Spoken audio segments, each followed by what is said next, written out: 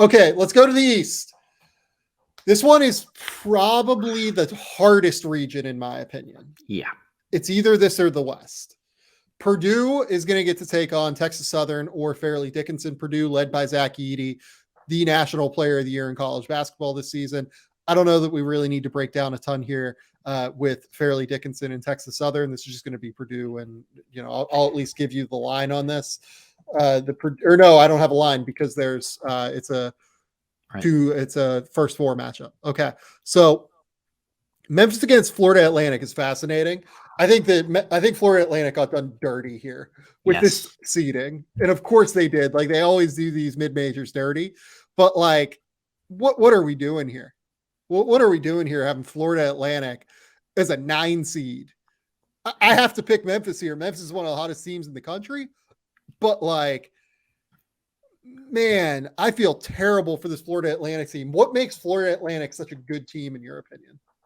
They're versatile. Their guard play is really, really good, but they just pound teams. Like their mentality of this group and the way that they know what buttons to press when, the way that they come out firing. They don't have off days in terms of their competitiveness.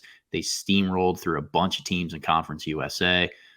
I really like Nikki Boyd that they have there as a young up-and-comer to watch in the Conference USA. They're a fun team. Dusty May can really coach. This is it's criminal that they would get a 9 seed here. A really, really tough draw for them, not just because Memphis is hot, but because they have real experience in the front court with Williams and great guard play with a guy like Kendrick Davis. Yeah, and look, here's the thing with Florida Atlantic. They just come at you in waves, right? Like, this is one of the deepest teams in the country. Yes. They have John L. Davis, who is like their leading scorer, who like comes off the bench a lot of the time, right? Like Elijah Martin's really good. Nick Boyd is like a really high level shooter that they have. They have Jalen Gaffney from Connecticut, right? Like, this is a really, really talented team that gets after you in multiple ways offensively and then really fights you on defense at a really high level.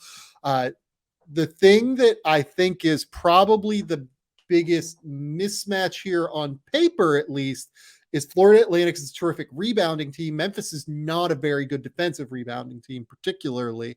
DeAndre Williams is their best defensive rebounder, followed by Chandler Lawson. But both of those guys are not all that big. And I don't really know what to do with this Memphis group necessarily if they go up against a team like Purdue that's going to be able to just bludgeon them. Like, I think that this is a really, really good 8-9 matchup for Purdue fans that are looking for their team to go to the Sweet 16.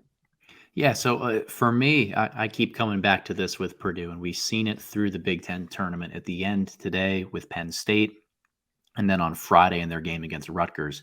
They need to figure out how to handle full court pressure. That no lead is going to be safe with Purdue because their guards are a little bit inexperienced, not great separators one-on-one.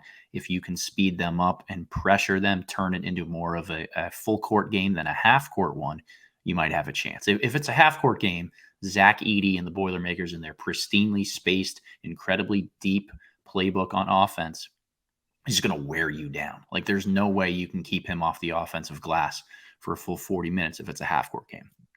But if you can speed them up, you've got a chance. And I'm curious to see your thoughts on this. Do you think Memphis or Florida Atlantic with FAU's depth, or with Memphis's really gritty defense and the way that Penny Hardaway coaches, just having them be a little bit more reckless on that end?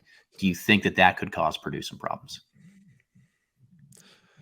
The thing that I think could cause Purdue some problems is just Kendrick Davis in that game against all of Purdue's guards, right? Like, Kendrick Davis should be able to get where he wants in that matchup in ball screens. That's the thing that would worry me most if I was Purdue. I just think that Memphis is going to have all sorts of problems defending Purdue on the interior. I just really, really struggle to find that being successful for Memphis. But in this matchup, Florida Atlantic's really good. Like, Florida Atlantic is really, really good with all of the depth that they're going to throw at you. They have a big guy in Vladislav Golden who can really score on the interior. And then on top of it, they can go like super small. They present a lot of different mismatch potential with their alignments. They can go like very small. Like, their favorite alignment is to go like, they have the older point guard Greenlee. They have Boyd, Elijah Martin, John L. Davis all of whom are like 6 foot to 6'4" guards, like almost like, old Villanova teams, Yes. basically under Jay Wright. And I feel like John L. Davis is the key here. Like John L. Davis is the guy that can be the mismatch problem for Memphis, like in a pretty substantial way. If Memphis can figure out how to guard him with guys like DeAndre Williams and Chandler Lawson, that's going to make their life a little bit easier in this matchup. Yeah, and Davis can go off at any period of time too. Correct me if I'm wrong. I don't have it in front of me. I think that he had a career high performance against UAB earlier this year in a really important game for them. The Blazers were one of the best teams in Conference USA that went against them, and he had 30-something in that game and just completely went off. So if he can get hot and carry them on the offensive end of the floor, they'll have a ton of firepower anyway. But they're just a mismatch problem because of like you said, the amount of lineups constructions that they can go with. Okay, let's go to this next region here. But before we do, Memphis is a -2.5 favorite against Florida Atlantic. Okay, Duke against Oral Roberts. That's going to be an absolute super fun matchup to watch, if only because Oral Roberts is going to present you with all sorts of difficulties in ball screens. This is like the matchup that is tailor-made for us to learn every single thing that we need to know about Derek Lively in ball screens, because Oral Roberts will rim run with Connor Vanover at 7'3". They'll rim run with their other bigs, or they'll pick and pop with Connor Vanover, who's like 7'4" and can step out and shoot threes. Or they're going to force you into space with Max Asmus, who is their terrific guard, the maestro of this entire offense. As we saw against Ohio State 2 years ago, unfortunately, he is the kind of guy that can win you an NCAA tournament game.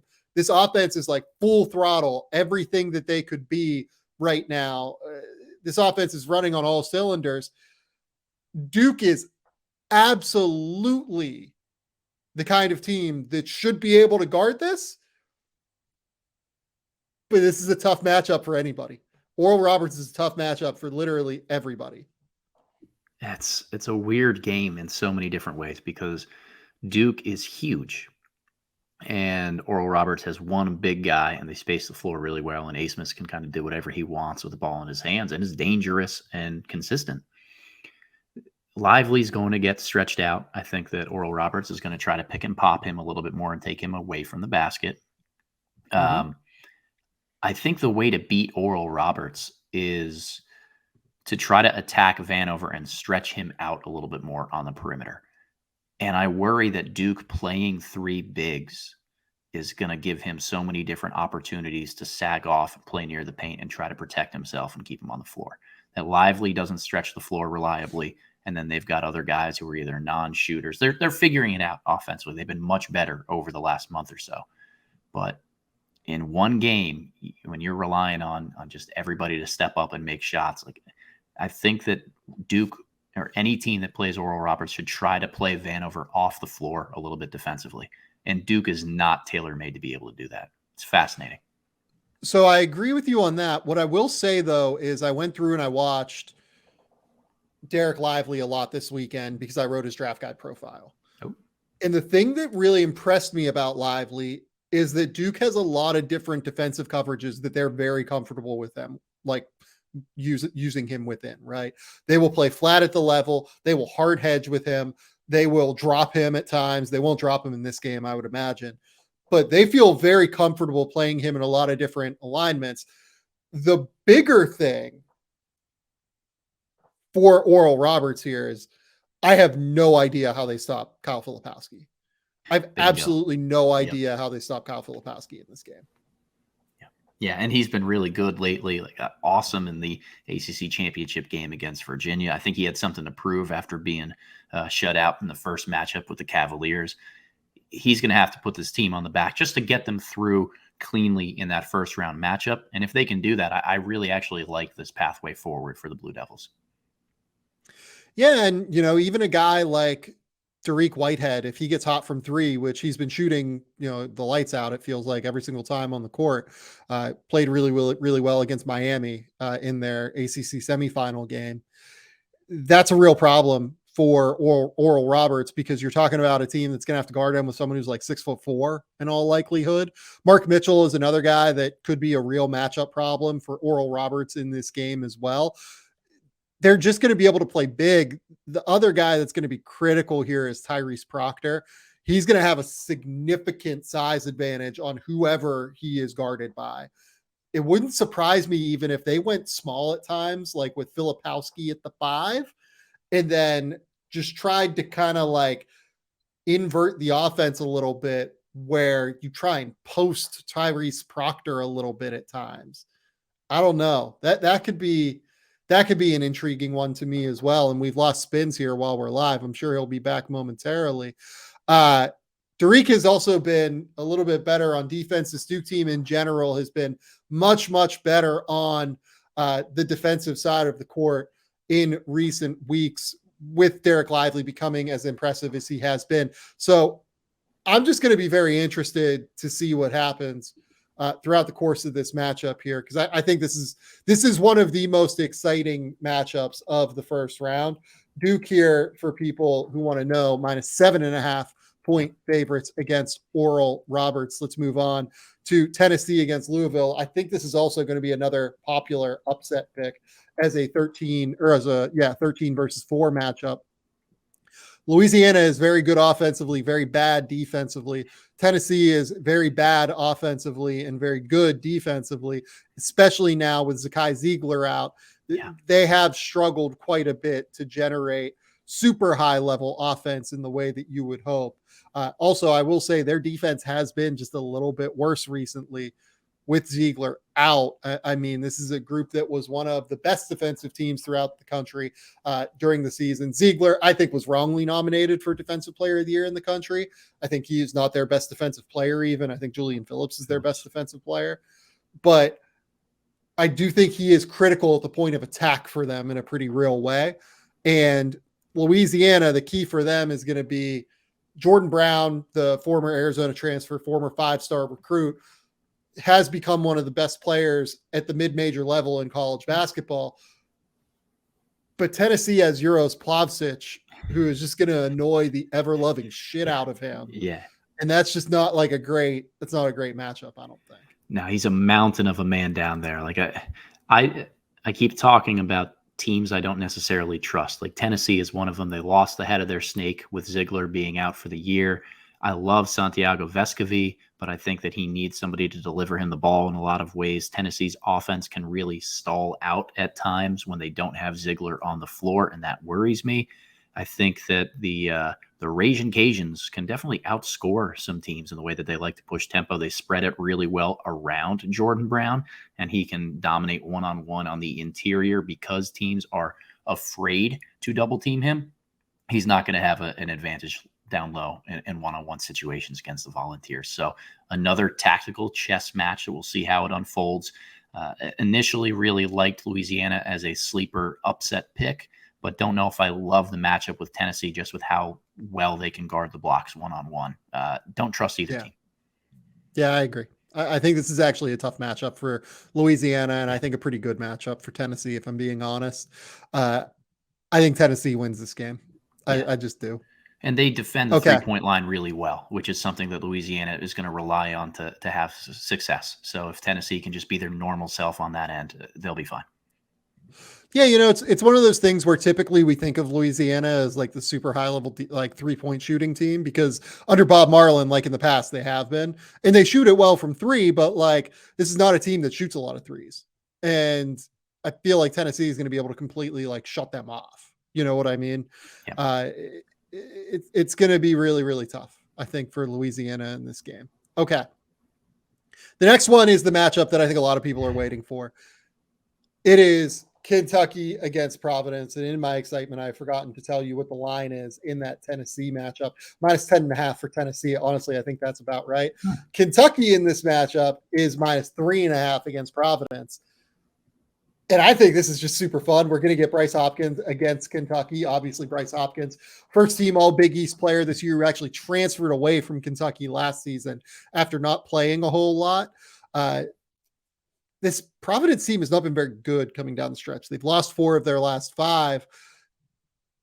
I just don't know how much I trust this team, but I will tell you, man, like I'm really worried about Kentucky being able to drive any sort of offense in this game because Providence is pretty good as a rebounding team because they always are. They also have a lot of dudes that are going to be able to chase around Case and Wallace, such as Devin Carter. They have the ability to space the floor like someone like Noah Locke. I think this is a strange matchup for Kentucky that will be very interesting to see.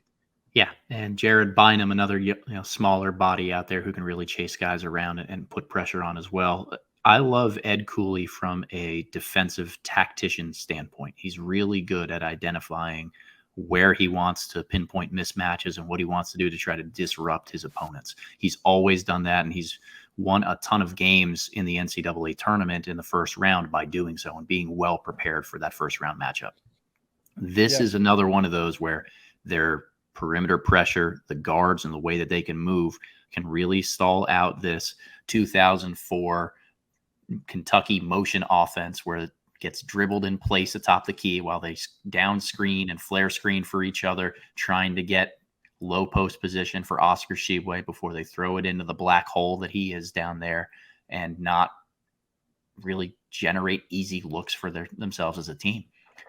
This is when I'm going to start leaning more towards Providence, and not just because of the emotional factor for a guy like Bryce Hopkins, but their defense is going to be tailor-made to disrupt this Kentucky team. And it will take a superhuman effort from a guy like Case and Wallace and really smart game planning from Calipari to try to overcome that.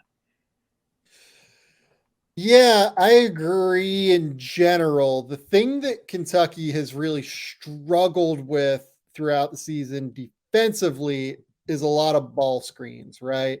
If you can get Oscar Tshiebwe in space, that is where Kentucky is going to be pulled apart from the seams. Now, the thing is, in general, about Providence is they don't really have like a unreal guard who's going to like pull you out into space. Like Jared Bynum is a really good ball screen player, but he's really the only one that like I'm substantially worried about in that way. And then they don't really have like, a tried and true, pick and pop guy, right? Unless you're using Bryce Hopkins as the pick and pop guy, but that would require you to play Bryce Hopkins almost at the 5 in order to get him guarded by Oscar. And I don't see Kentucky doing that, right? Like I don't see Kentucky ever putting Oscar on Bryce Hopkins as the screener, right? Yeah. So with all that being said, I do wonder if this can be kind of an okay matchup for Kentucky, just purely because I think that this flex offense isn't necessarily going to be one that like really like stretches Oscar out and causes all sorts of issues that way. Yeah, again, another fascinating matchup. Like if there's one thing the committee has done a decent job of, it's finding like good offense versus good defense or really unique stylistic tendencies from teams that are about to clash in the first round here. I don't want to call this a toss-up necessarily. I think Kentucky is more talented. They're certainly deeper. The one thing the Friars lack is depth of any type of kind. So I lean Providence just because I like their defensive style, and I've seen that interrupt Kentucky a ton. I think that you're spot on there in your analysis of what typically beats the Wildcats, which is attacking Tshiebwe relentlessly in ball screens. But looking at this part of the bracket, I don't know if there are many teams that can really do so until you get to Marquette. So this might be one of those better safe than sorry, put your money on Kentucky and just see if they can roll into the Sweet 16 type of moments. Yeah, I mean, I will say I'm a little bit worried about Kansas State in that regard. Like, I think Kansas State doesn't run a ton of ball screens necessarily, just like throughout the course of their offense. Like, they're not like relentless with it. Like, for instance, even like Vanderbilt is, right? But I do think that with Marquise Noel, he's just like an exceptionally dangerous player in those situations. And then Naquan Tomlin is a guy that like will comfortably pick and pop at the very least. So I have some worries in a Kansas State matchup for Kentucky, but I do think the Providence matchup is going to be okay for Kentucky. Speaking of Kansas State, let's go to this next little matchup here. Kansas State against Montana State. I I am a fan of Danny Sprinkle first and Yeah. foremost. I think Danny Sprinkle's a really, really good coach and a really smart X's and O's schematic guy that really knows how to take advantage of what opposing teams will present to him. This is a good group led by Raekwon Battle, who is, I believe he went to Washington to start his career, a high major recruit uh, that can really get hot and he can really, really score the basketball at a high level. I think Kansas State probably wins this matchup, if only because I think Kansas State is a very talented team, and I don't know that their Montana State's going to be able to keep up with them offensively. Yeah, the Wildcats like to go, and their offense has been great this year with a guy like Noel running the show and his ability to get hot from three in a hurry. They've got two mismatched forwards in Tomlin and Keontae Johnson who can do different things on the offensive end of the floor and really make it hard to if you have two bigs, it's really hard to hide one of them against Kansas State, or if you have a weaker defensive wing. Jerome Tang will find ways to pick on that a little bit more, but they want to play up tempo. They want to go in transition. They're your quintessential, like, try harder, compete more type of team. And that usually works and motivates them to get a little bit better. They've been the surprise of the college basketball season. I think Tang is one of the front runners, if not the front runner, to be National Coach of the Year. But it's still hard to really trust this group on talent alone to make a really deep run in March. Yep. No, I agree with you. I don't know that I trust them to make a deep run. I do think they can get to the Sweet 16 because, look, if they're willing to just like really relentlessly attack Kentucky in ball screens, I think that they're going to be able to cause some issues for them there. I do think that they beat Montana State. I don't think Montana State's really going to be able to keep up with them offensively here. Kansas State is a -8.5-point favorite in that matchup. Let's go to this next little spot here. Michigan State against USC. This is like another game, kind of like that Maryland and West Virginia matchup that I'm just like not excited to watch at all. Yep. I'm sorry. Yep. Like USC, by the way, just a real quick shout out here. Andy Enfield gets shit on relentlessly as being a coach, right? Just gets absolutely murdered as a coach. He's made the last 4 NCAA tournaments now, or would have made the 2020 NCAA tournament, right? Made an Elite Eight in 2021. I believe they won the Pac-12 that year. That was obviously the year with, I believe that was the Evan Mobley season, right? Yeah. Has won 20 games, 4 straight years. I believe he's won 20 games in like 7 of the last 8 years. They went 14-6 in the Pac-12 this season. Can we just like note that Andy Enfield's just a good coach now? Can we just like admit? Can we remove everything about Andy Enfield and just admit this guy's a good coach at this point? Like, this is where we're at. The pride of Johns Hopkins. I got no problem doing that, and I really like the way that he recruits and enables his recruits and players to come in and kind of play to their strengths. He's really creative at finding ways to not handicap them at a young age, and I think he's always had big men and is able to use them really well defensively, whether it's man or zone. And this year with a guy like Trey White, I've been really impressed by White. He's one of those, I don't think he's going to be a 2023 prospect, but I'm really tracking him moving forward to be a first-round pick in 2024. I really like his size and skill combination. Yeah, I agree. He's a guy that I probably will have in the first round in 2024. Yeah. Boogie Ellis is the guy here, though. He's been absolutely terrific over the course of especially the latter part of the season here for USC. Went for 35 in that game against Arizona to close out. Was it to close out the season? I can't remember. It was their last weekend. I know that. Goes for 35 against Arizona, goes for 33 against Stanford. If he gets hot, it's going to be really, really hard to stop them. It's going to be really, really hard. Drew Peterson is a tough mismatch, kind of nightmare-y guy as a 6'9" ball handler almost, who can run off of screens at a really high level. It all comes down to whether or not USC is going to be able to slow down Michigan State's ball screen attack with AJ Hoggard and Tyson Walker.